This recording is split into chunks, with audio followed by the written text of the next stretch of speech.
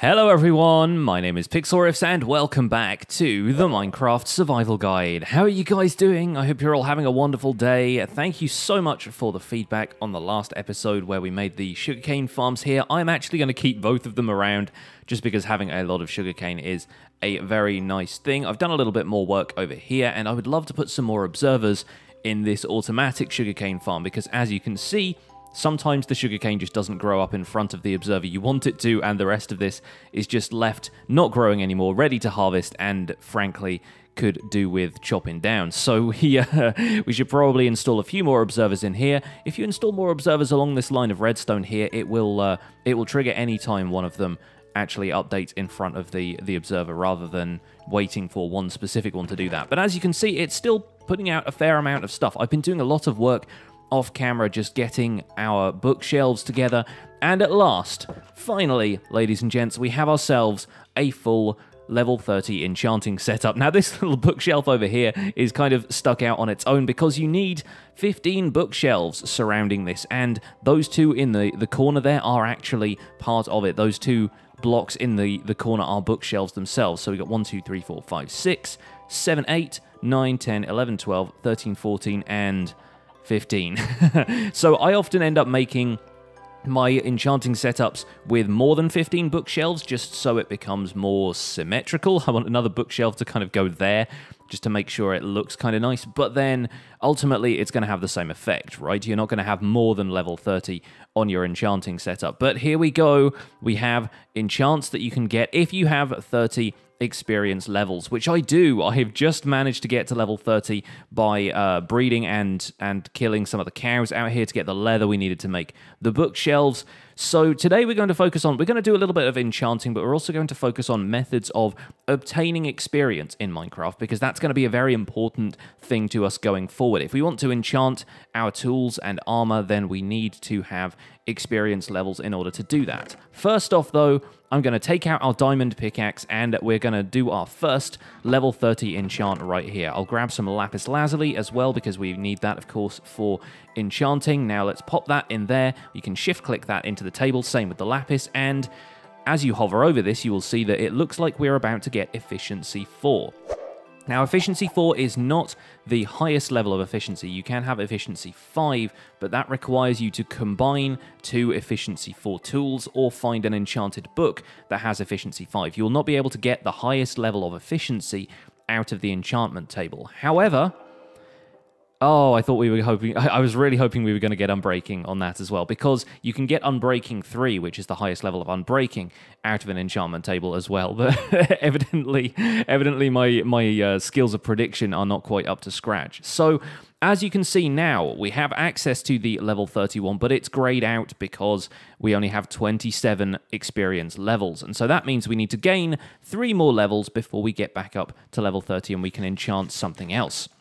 Now, there are several means of acquiring experience in Minecraft. There are several different things we can do. The first of which is through breeding animals and killing the animals again once they're fully grown. Now, we'll probably need a little bit more wheat for that, but every time you breed 2 animals together and produce an offspring, they will end up producing a small amount of experience. So if you've got a large farm like this where you can breed a bunch of animals together, let's breed together 2 sheep as an example here. Let's breed together 2 sheep. If they can reach each other, there we go. You see, we got a tiny bit of experience there and a baby sheep was born, and that is a slow and steady way of acquiring that. Obviously, if you kill anything in Minecraft, pretty much anything with a couple of exceptions, animals, mobs, monsters, whatever they happen to be, these chickens, you will end up with a little bit of experience for the kill as well.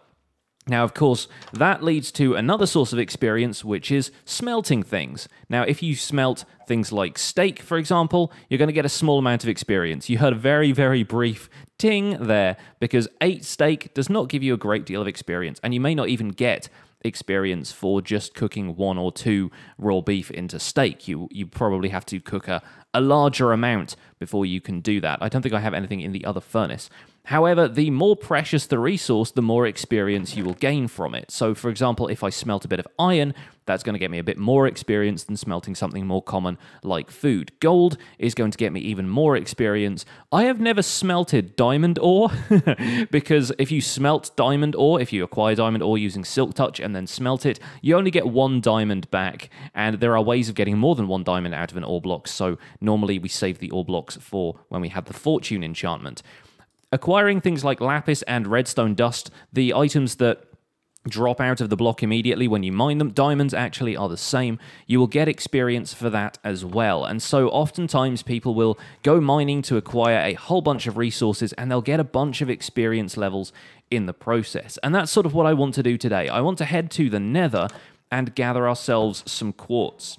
Because when it comes to experience, quartz is definitely where it's at. Now, I don't know if quartz actually gives you more experience than any of the overworld ores, but you certainly find quartz in a lot of large open patches like this. It's very easy to get hold of in the Nether, and you'll need a lot of quartz throughout your time in Minecraft, so it's important to get a decent supply of it. And as you can see, we're already halfway to level 28 already just by mining that little patch of quartz there. So if I grab some of this in the wall as well, looks like that's all the quartz we had for that little vein. That was a very small one. And there are a couple of other things we can do while we're here in the Nether. For example, over there in the distance, you might have briefly seen a blaze.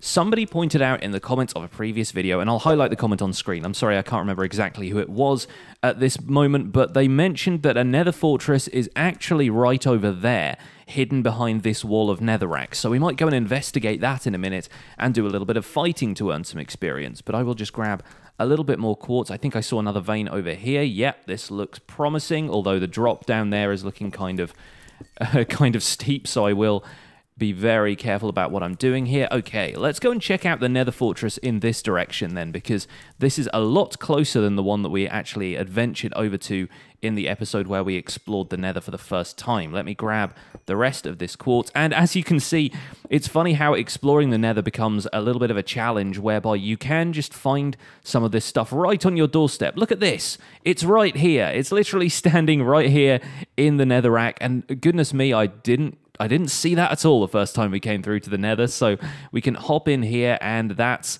a fantastic location for a fortress, right by our portal. We could have been a few blocks over in the overworld when we made the portal, and we would have landed right in this, so that's fantastic. Now, of course, you may have seen people using zombie pigmen to get experience, because zombie pigmen have a very specific property where, regardless of how they die, I think it comes across as a player kill. If they are angry, they switch over to this angry state where all of the pigmen will rush at you, and it's very easy to get experience that way. However, without the proper preparations for this, zombie pigmen are pretty hard to kill, so you want to be very, very careful. They will take you down very easily. They do a lot of damage, so we're going to leave the pigmen alone for the time being, and instead take a look around here and see what we can find. Oh, looks like there's a blaze spawner there and a blaze spawner right there. That is perfect. Oh my goodness me, we have a double blaze spawner in here. Right, well, this could be an opportunity for a fantastic experience farm in future, because if we set up these two blaze spawners with the right kind of setup, we might be able to funnel the blazes into a place where we can kill them easily without taking damage and acquire lots of experience. I've never built a blaze farm in Minecraft before, so that will be an interesting challenge for this series if we want to do it. However, I might take out a couple of these guys, not only so we can hopefully end up with a few more extra supplies for potions, but because blazes do drop a lot of experience. In fact, a lot of the nether mobs will actually drop quite a bit of experience, but it's just a matter of being able to kill them nice and easily, so you have the least amount of trouble taking out these guys. Now, as you can see with the spawners, much the same as the spider spawner we encountered in the overworld, if you get within range of the spawner, then it will start to generate these fire particles, and it will spawn enemies around here. So I don't really want to stick around for too long, especially whilst I'm right next to the epicenter and being set on fire, but we don't need to worry too much about that. It looks like there are lots of wither skeletons down there as well. So we might need to lure those guys over here if we can make a quick safety bar at the end of this corridor. check to our left and right to make sure there aren't any wither skeletons going to ambush us. Right, these guys are also a great source of experience, so we may as well give them a try, but it looks like, yeah, my sword is getting a little bit low on durability, so we're going to have to be very careful about how we do this. We're also going to have to be very careful that some pigmen don't sneak up on us, because swords have this kind of fantastic swipe ability where they will damage mobs around you in this kind of arc. You can see the arc there, and if you accidentally hit a pigman with one of that, they will all get very angry. So let's switch to using the axe for this. Let's try and get some critical hits in by jumping where we can. And let's deal with these guys. Right, they're just dropping bones, but we're at level 29 already. So you can see it's actually relatively easy to get back up to level 30 once you've dropped down to level 27 from enchanting something. Hello, friend. Are you going to come and attack me? Oh, yep, there you go. All right, let's run back to the safety of our little overhang here.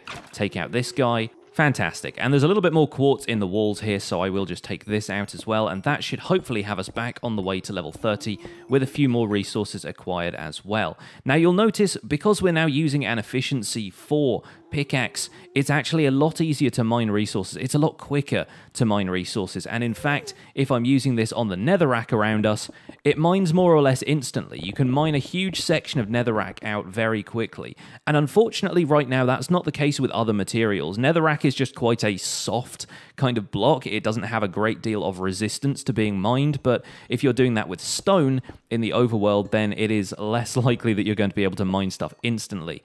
Oh goodness me, there's a lot of quartz down here. Fantastic. We will be up to level 30. There we go. We heard the extra little dings there. That means we've got to a level that's a multiple of 5. I think it makes that noise every time you get to level sort of 5, 10, 15, 20, and so forth. So that was nice and easy. We've got ourselves back up to level 30.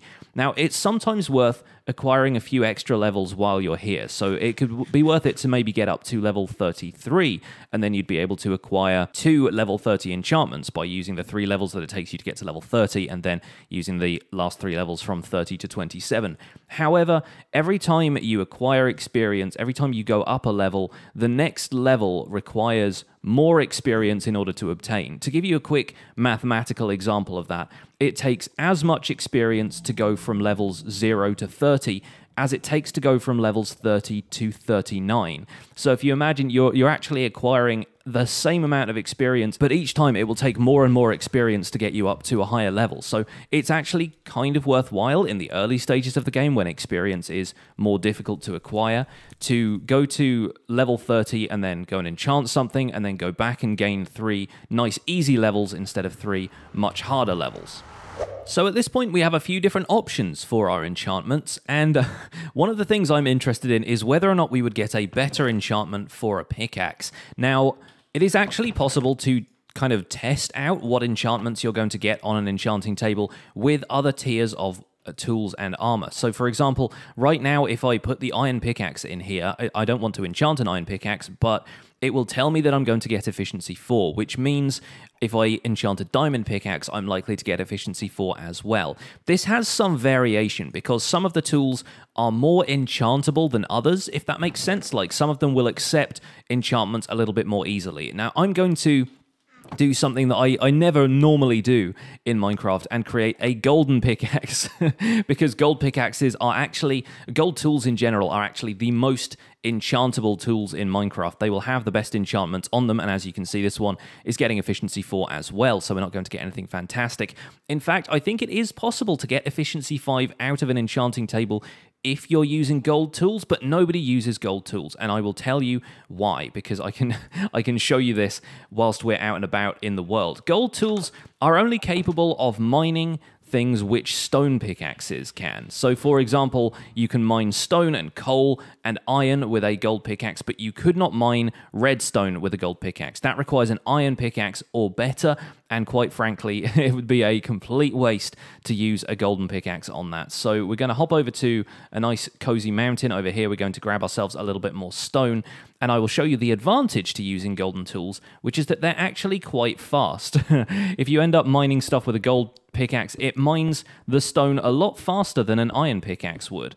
As you can see here, we're tearing through the stone pretty quickly. However, at this point, we have ourselves an efficiency 4 diamond pickaxe, which is even faster.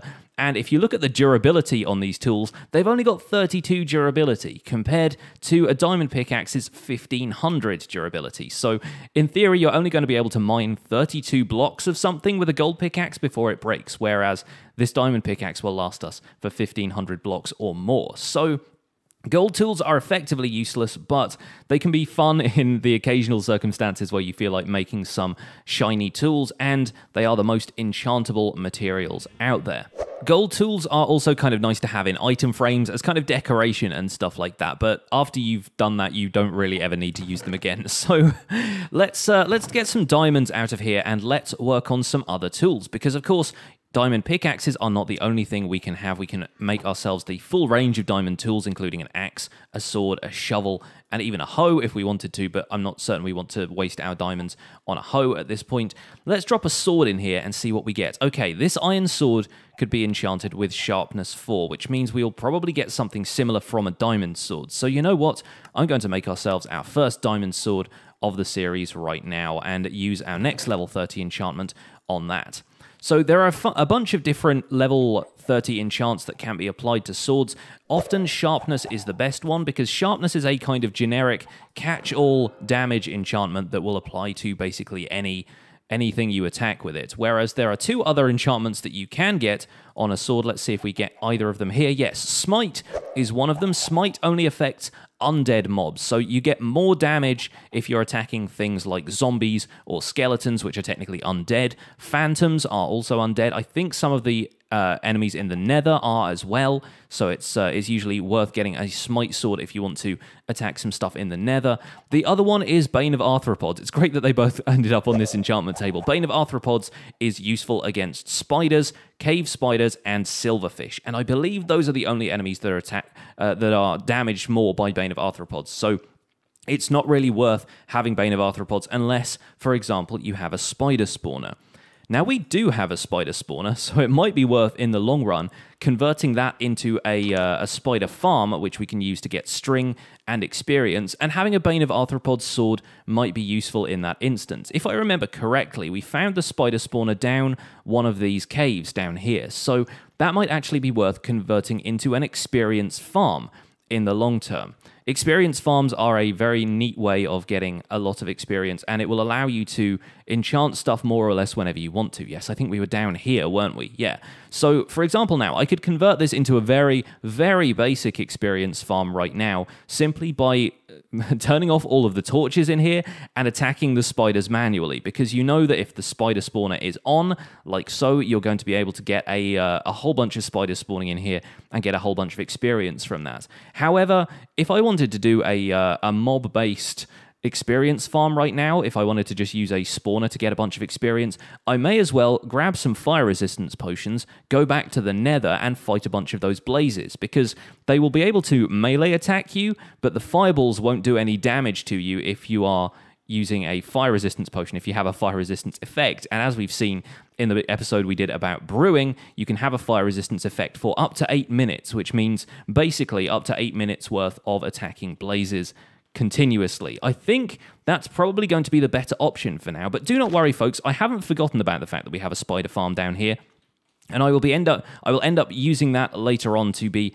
a quick source of overworld experience and a great source of string, because string, if you guys remember, can be converted into wool and used for a bunch of other contraptions and things as well. Now, at a certain point, I do want to have a full set of diamond tools here, so I will make myself a diamond axe and a diamond shovel now.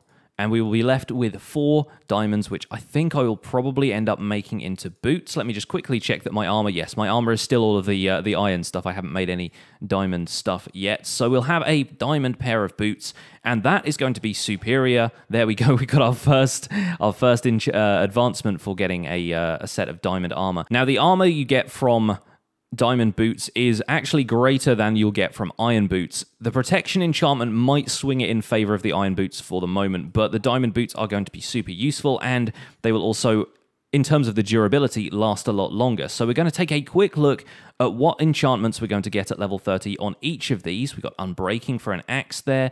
Unbreaking for the shovel as well. And you'll notice, once again, that by and large, if you're putting tools in an enchantment table and they can share an enchantment, such as Unbreaking, you'll probably get the Unbreaking enchantment popping up on basically anything you put in the enchantment table here. So Protection 4 is one of the better enchantments we could get on the boots because that's overall protection. Once again, like the Smite and Bane of Arthropods, there are specialized enchantments for different types of protection.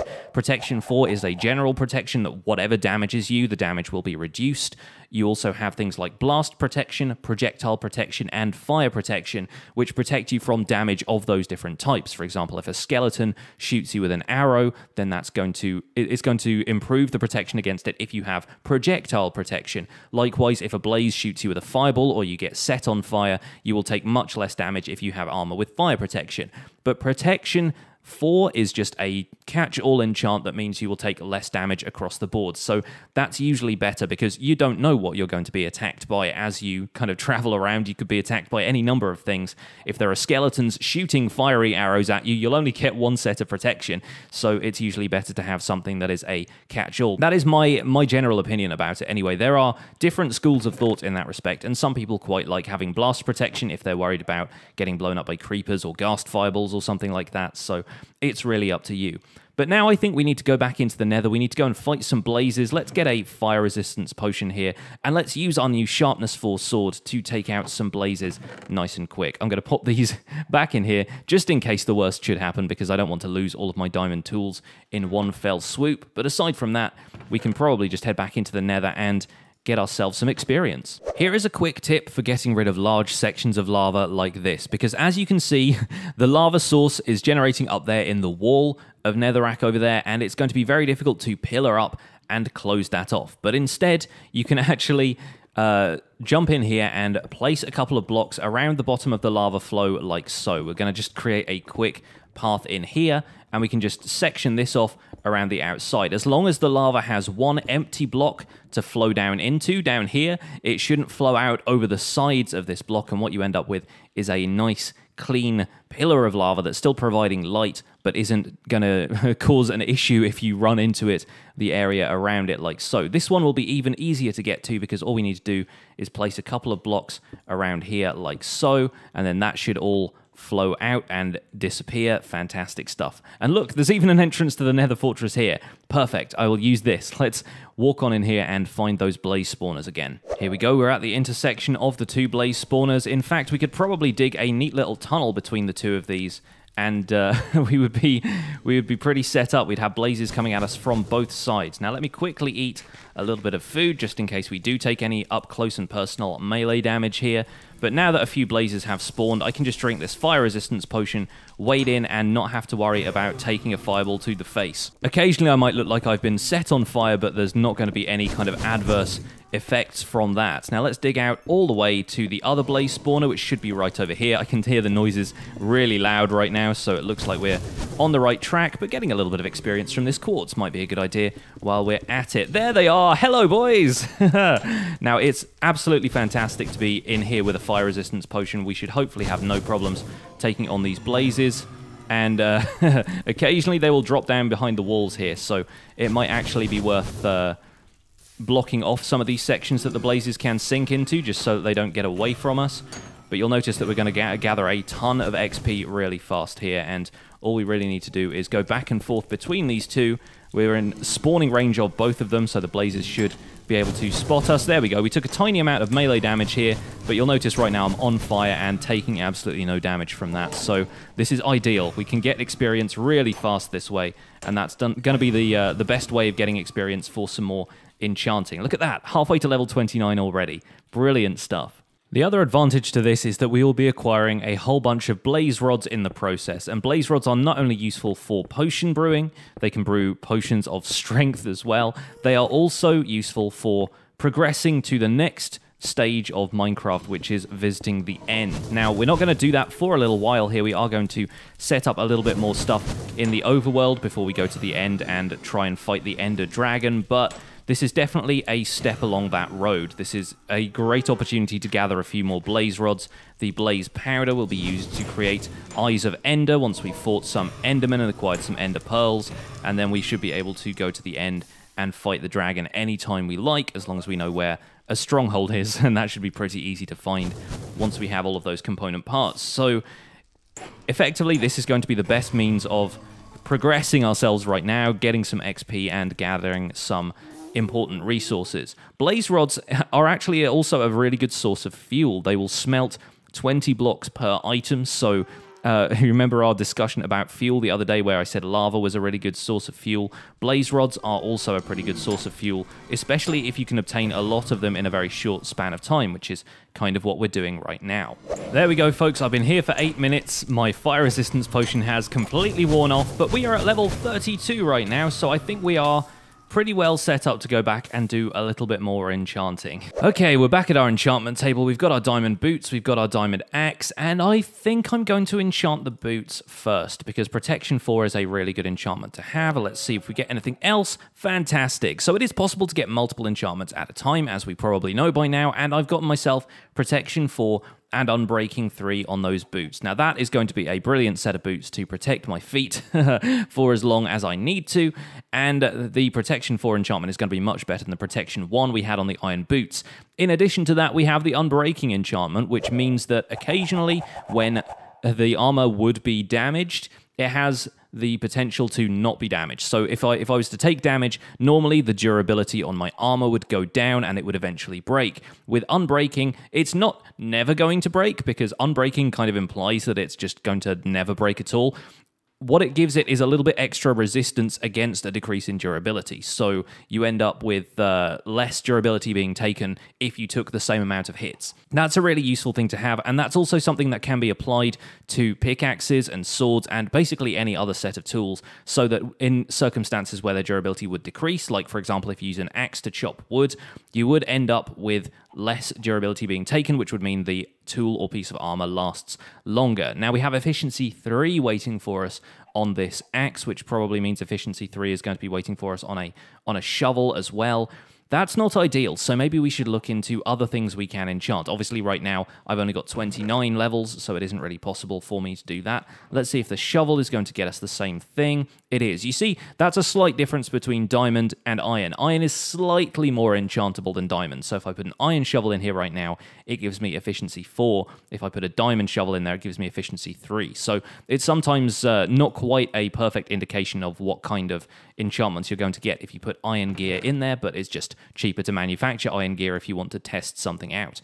Now, one last thing we're going to cover right before we wrap up this episode is you can also enchant books, and books are a useful way of acquiring enchantments that you haven't already got on your gear, and then you can combine enchanted items and enchanted books, or even 2 enchanted items, using an anvil. Now, I don't have an anvil built yet, and we don't have enough iron to make one, because it requires, I think, let me quickly do the maths in my head, about 31 or 32 iron in order to make it. You need 3 iron blocks, which are 9 iron ingots each, and then you need 4 iron ingots. So I'm pretty sure that is 31 iron you need. 27 plus 4 is 31. Yeah, that works. So we don't have the resources to make an iron anvil just yet, but we will make one at some point, and then we'll be able to combine items and books and so forth. Right now, it doesn't look like there are any enchantments I super want from this. Maybe Aqua Affinity might be useful, because that's an enchantment for a helmet that we will need later on. But for now, I think that's pretty tame as far as the enchantments here go. Oh, enchanting a bow might be possible, but again, we're only getting power 3 and not power 4, which is kind of preferable, so it's okay. We can keep this set of enchantments in the table for now, maybe look around at what else we can get, and strive for something a little bit better. But that's going to be it for today's episode. I hope you guys have enjoyed this episode of the Minecraft Survival Guide. Please make sure to leave a like on the video if you did, subscribe to my channel if you want to see more, and I will see you guys soon. Take care. Bye for now.